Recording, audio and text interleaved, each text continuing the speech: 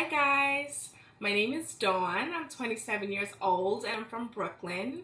This is my first YouTube video, so take it easy on me. I wanted to start a YouTube video blog thingy, mainly because I just had a baby. She's now she's 13 months, and for the first about 8 months of her life, I was working. I work in television. I was a production coordinator at Spike TV. Working in the industry, it takes a lot of your time, and depending on what show you work on, it's kind of grueling on your schedule. And I worked up until she was about 8 months, and it was taking a lot of time out of my schedule. Like, I would wake up in the morning, she'd be asleep, I'd get home at night, and she would either be asleep or her father was just about putting her down to go to sleep. So I felt like I was missing a lot, and so I most recently, about 2 months ago, I took some time off just to be home with her and not miss anything else. I missed her crawling, so I felt like I'm going to leave my job and I'm going to stay home and enjoy it and just see where that takes me. I took some notes because I'm horrible at remembering things, and I'm not good on camera. I'm usually behind the camera, so this is very new, and I'm nervous. Take it easy on me. So I have a daughter. She's 13 months. Her name is Zola, Z-O-L-A. She is a hot mess, but she is fabulous, and she's just the best. I had really bad morning, afternoon, and night sickness. It was to the point where I actually lost weight, and I didn't start putting on weight until about the 6th or 7th month. I was literally just belly. There was no weight on me. I was still wearing my regular pre-pregnancy clothing up until about 6 or 7 months, and then I gained maybe 10 pounds, maybe 10. I think I'm adding a little too much on at that. But anyway, so the pregnancy was just a bunch of morning, afternoon, and night sickness. I couldn't eat anything. Everything smelled bad. Everything made me nauseous. I couldn't eat and drink at the same time. So if I ate something, I had to wait an hour and a half to 2 hours to drink. Otherwise, it would come back up immediately. It wasn't good. But after about the first couple of months, when you realize, oh, okay, so this is what I have to do, it became easy because I know, okay, so I'm going to eat this, and now I have to wait, and then I'll drink, and I'm not going to eat this because this makes me sick. So you kind of pick up on what you can do and what you can't do. So I actually went into labor on last year, Thanksgiving. I was at my family's house. We were all having a great time. I was having a great time, and that night I got home and I'm just like, that food was good. It's, it's starting to bubble and rumble. Nothing of it, and I'm just thinking, I'm gonna go sit on the toilet for a while, and nothing. So I'm like, oh, okay, well, maybe not. And I just noticed, just randomly, the food would start bubbling again. I'm like, I don't know what's going on. So I continued to watch TV. I continued to hang out. I continued to clean my room. And then it occurred to me that I was due November 23rd, and I was a day late. So I said, you know what? You don't have your hospital bag packed. You should probably do that. And then all of a sudden, the rumbles became slightly painful. Not enough that I was screaming or anything, but it was like gas cramps. So I was like, okay, let me just call my doctor.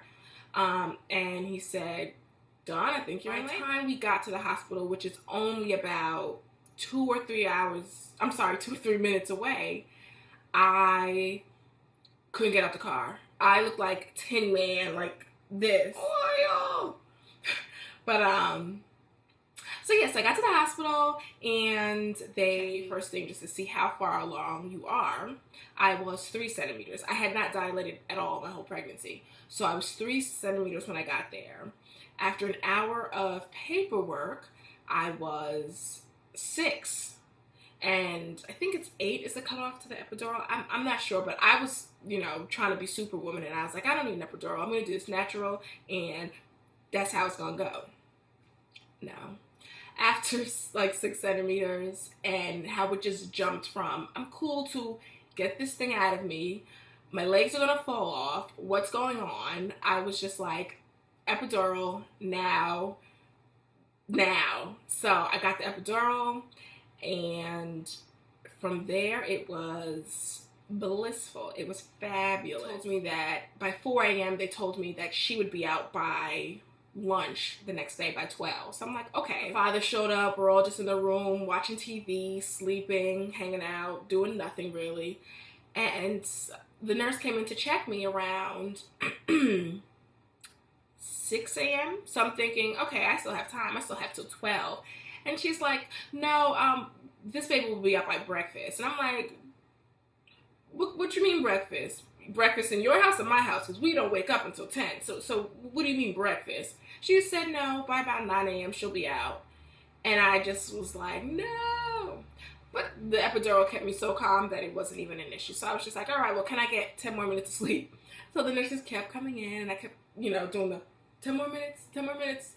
So finally, my doctor came, and he came and it was like, put the phone down, we're going to do this. He was like, all right, so while the nurses are setting up, we're going to do a test push just to see how it goes, how far it is, where she's at, and, how long this will take. And on the test push, I felt nothing. I did a little weak, still smiling for the cameras because my mom had the camera up in the back. I did a little test push, and I saw her father run out of the room and behind the little curtain and peek over the top. And I saw my mother's face go. And I'm thinking, wait, guys, where's everyone going? And they're like, oh, her head's out. And I'm like, okay, so this is it. So this is not a test push. This is real. So maybe 5-6 pushes, she was out.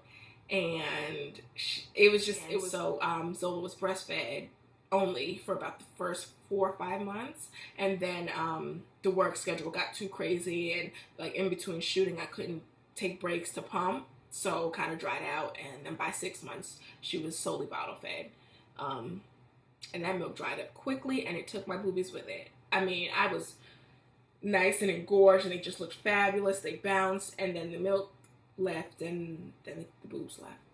I don't remember, she was like 7 pounds, 2 ounces or something like that, and like 22 inches or 23 inches. She was long. Her father is 7'1", so I had basically just accepted the fact that Zola's gonna be big. Hopefully, I'm just gonna leave it. Zola's gonna be big. She's 13 months. She is not walking. Mommy and daddy, we spoil her just a little. We carry her a lot. Well, actually, it's not me. It's her father. And that's daddy's girl. So he's always carrying her. And the thing is, she will hold on to things and coast, but she won't walk on her own. I'm convinced that when we leave the room, she's just tinkling around.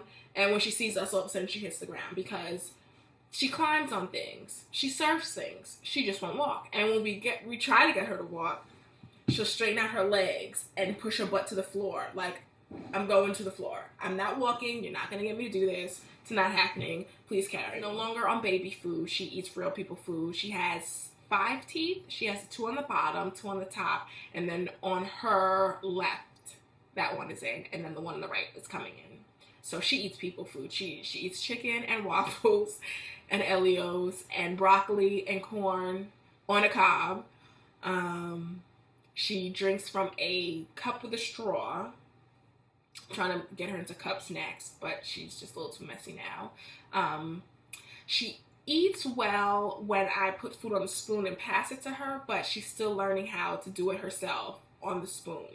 About 6:30, she starts itching to go to sleep, and then I usually just like to hold it out a little bit, and I put her down around 7, and then she wakes up around, it used to be 10, and I'm noticing more recently since she started teething that it's a lot earlier. So now she's up anywhere from, some mornings, the other day it was 8:30 she was up.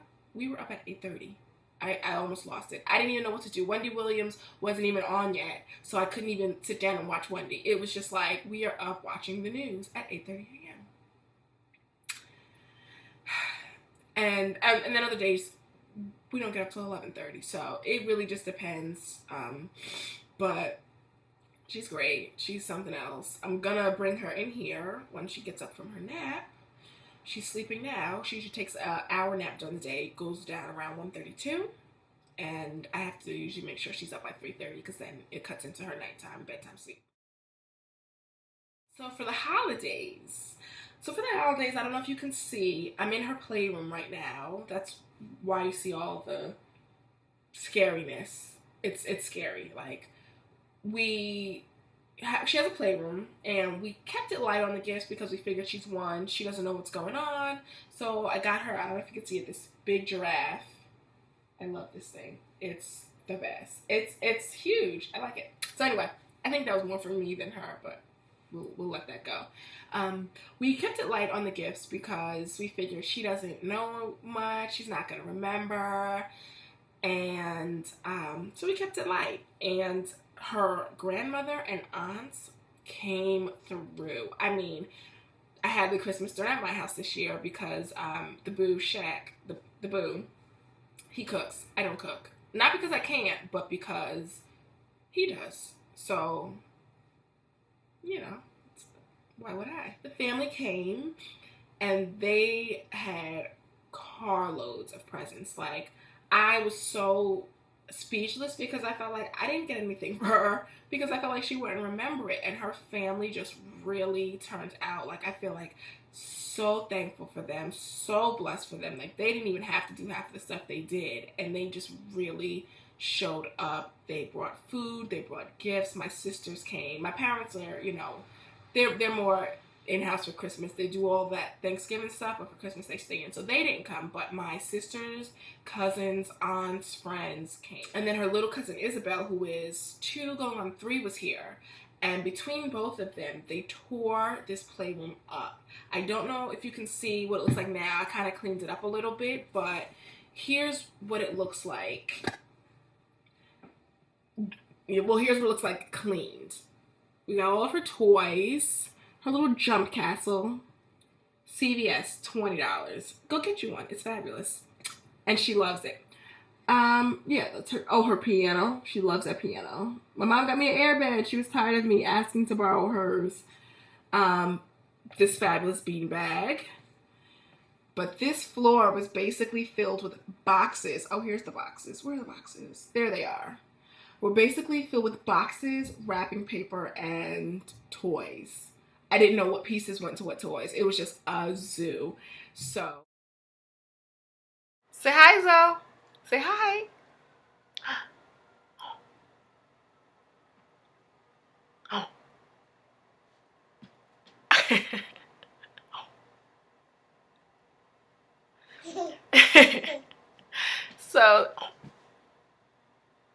So this is Zola. I just wanted to, her to say hi. Yes, you, before, we cut this out of here. But, so that's Zoe.